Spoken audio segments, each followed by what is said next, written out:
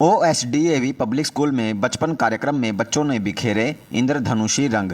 गुरुवार को OSDAV public school Kaithal में बाल सांस्कृतिक कार्यक्रम बचपन का आयोजन किया गया। इस कार्यक्रम में नौनिहालों ने खूब वाहवाही लूटी। यहाँ पर स्वतंत्रता संग्राम के सेनानी शहीद उधम सिंह को उनकी 125वीं जयंती पर श्रद्धांजलि अर्पित की गई। कैथल की DC प्रीति ने कार्यक्रम की मुख्य अतिथि के रूप में भाग लेकर कार्यक्रम की शोभा को दोगुना कर दिया। विद्यालय के प्रबंधक JS नैन एवं क्षेत्रीय अधिकारी सुमन निझावन विशेष अतिथि के रूप में मौजूद रही। सभी अभिभावकों की गरिमामयी उपस्थिति में DC प्रीति द्वारा दीप प्रज्वलित करके कार्यक्रम का शुभारंभ किया गया। यहाँ पर नर्सरी से चौथी कक्षा के प्रत्येक छात्र छात्रा ने मंच पर प्रस्तुति दी और अपनी अदाओं से दर्शकों का दिल जीत लिया। सांस्कृतिक कार्यक्रम का मुख्य उद्देश्य बच्चों की प्रतिभा को विकसित करने हेतु एक मंच प्रदान करना था, ताकि पढ़ाई के साथ साथ अन्य क्षेत्रों में भी इन्हें पहचान मिल सके।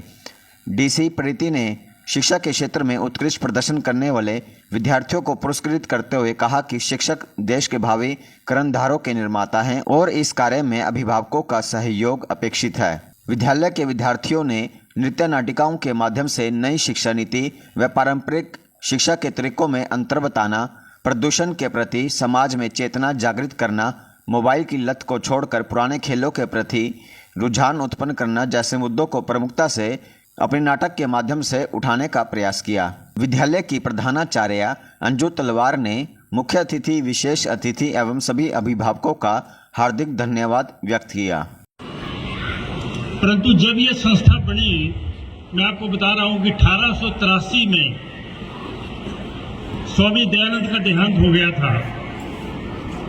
तो जब स्वामी दयानंद का देहांत हुआ तो उसके बाद एक श्रद्धांजलि सभा रखी गई लाहौर में। उसमें लाला लाजपत राय, विद्यार्थी जी, हंसराज जी, बहुत से विद्वान बैठे थे। तो ये कहा गया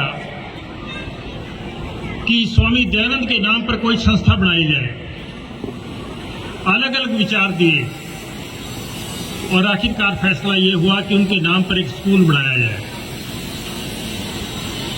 आर्य समाज वहां पर होता था। आर्य समाज से 2 कमरे लिए गए। पैसा नहीं था, बड़ी मुश्किल से पैसा इकट्ठा किया और उस स्कूल को बनाने के लिए लेडीज, औरतें रात को 1 मुट्ठी आटे का निकालती थी, उसको जमा करती थी और उसके बाद कुछ दिन के बाद उसको बेच देती थी और उससे जो पैसा होता था वो DAV स्कूल के लिए दे दिया जाता था। एक व्यक्ति था रमता राम, वो पुराने अखबार लोगों से इकट्ठा करता था और पुराने अखबार इकट्ठे करके उसको बेचता था और उससे जो पैसा आता था वो DAV स्कूल के लिए दे दिया जाता था। उस समय स्कूल की जो सैलरी थी वो 245 रुपए महीने की सारे स्टाफ की होती थी। अब क्वेश्चन पैदा हुआ कि स्कूल शुरू कर रहे हैं, प्रिंसिपल कौन बनाए, पैसा तो है नहीं। महात्मा हंसराज का नाम आपने सुना होगा। उसके भाई को 80 रुपए मिलते थे और उसके भाई ने कहा कि 40 रुपए में मैं अपना गुजारा करूंगा और 40 रुपए आपको दूंगा। आपने बिना तनख्वाह के काम करना है। उस व्यक्ति ने, महात्मा हंसराज, पहला DAV स्कूल का हेडमास्टर बना और वो बिना तनख्वाह के उसने 26 साल तक काम किया, बिना सैलरी के, कोई पैसा नहीं लिया। और यही नहीं, बाद में एक बार भाइयों में आपस में थोड़ा सा वो हो गया, पैसा लेट आया। उन्होंने अपनी पत्नी को कहा, महात्मा हंसराज ने, कि कोई पैसा वैसा देखो कहीं पड़ा हो। सारा देखा, 6 आने मिले थे। 6 आने से उन्होंने चने जो है ना वो बनवाए और 1 महीना चने खाए। तो ये इस तरीके से पहला जून 86 में हमारा पहला स्कूल बना और बाद में वही 89 में वो कॉलेज बना। वो कॉलेज आजकल हमारा अंबाड़े में है, पहला एक ही कॉलेज था। और आज वही संस्था जो ऐसे सैक्रिफाइसेस के बाद बनी है, उसके 1000 स्कूल कॉलेज हैं।